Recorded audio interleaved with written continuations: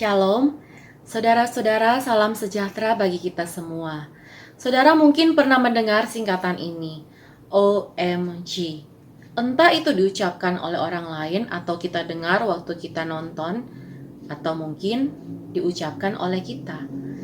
Pada umumnya kita tahu bahwa OMG itu adalah singkatan dari ungkapan Oh my God, yang seringkali terucap sebagai bentuk ekspresi seseorang, bisa karena merasa kaget, sedih, heran, dan sebagainya.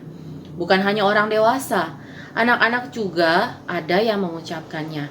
Dan bukan hanya dalam budaya barat, tetapi dalam bahasa kita pun dapat ditemukan seruan serupa dengan berbagai modifikasi dan turunannya.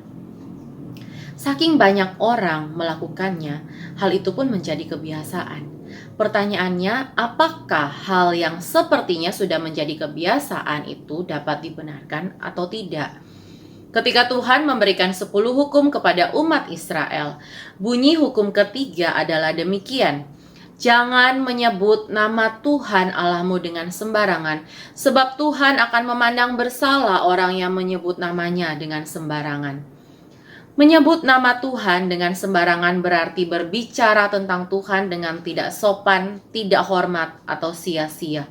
Dengan pengertian tersebut, itu berarti kita akan didapati bersalah ketika mengucapkan Oh my God, tanpa disertai kesadaran penuh akan hakikat dan keberadaan Allah yang sempurna, kudus, dan mulia. Itu pun termasuk ketika kita sedang berbicara, bahkan berpikir tentang namanya, pribadinya, dan karyanya. Prinsip yang sama berlaku ketika seseorang mengucapkan kata-kata seperti OMG, Gosh, oh Tuhan, darah Yesus, dan sebagainya.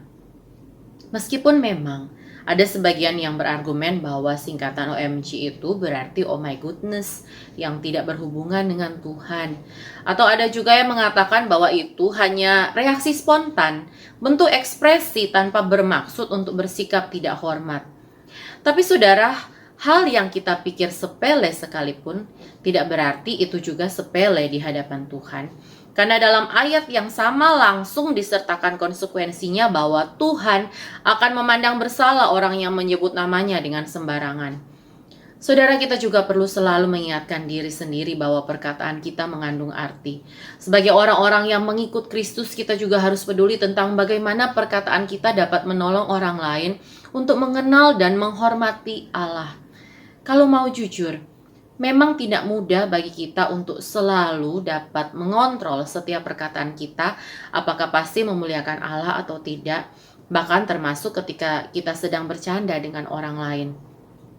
Saya juga mendapati ada orang yang menyapa Yesus dengan sebutan tertentu, hasil ciptaannya sendiri, yang terkesan begitu gaul dan akrab seperti sahabat dekat.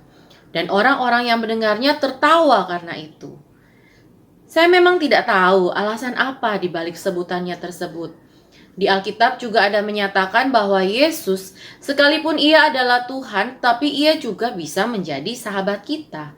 Tetapi jangan lupa saudara, syarat untuk disebut sebagai sahabat Yesus adalah orang yang mendengar dan menaati firman-Nya. Jangan kita menjadi lupa diri dan terlalu kepedean merasa sudah bersahabat dengan Yesus, sampai menciptakan sebutan khusus bagi dirinya. Tetapi Yesus sendiri tidak pernah menganggap kita sahabatnya karena kita mengabaikan firman-firman-Nya. Dalam Kolose 3 ayat 17 tertulis, dan segala sesuatu yang kamu lakukan dengan perkataan atau perbuatan, lakukanlah semuanya itu dalam nama Tuhan Yesus, sambil mengucap syukur oleh Dia kepada Allah Bapa kita. Firman Tuhan ini, saudara, dapat menjadi dasar bagi kita untuk mengevaluasi diri apakah perkataan kita termasuk yang spontan sekalipun itu dilakukan dengan benar. Jika tidak, mari kita mulai dengan mengusahakan untuk membuang semua kata-kata yang tidak memuliakan Allah, baik dalam pembicaraan, chattingan, dan postingan. Memang tidak mudah untuk menghilangkan suatu kebiasaan, tetapi berdoalah, minta pertolongan Tuhan, dan latihlah diri kita supaya kata-kata kita dapat saling membangun dan memuliakan Tuhan.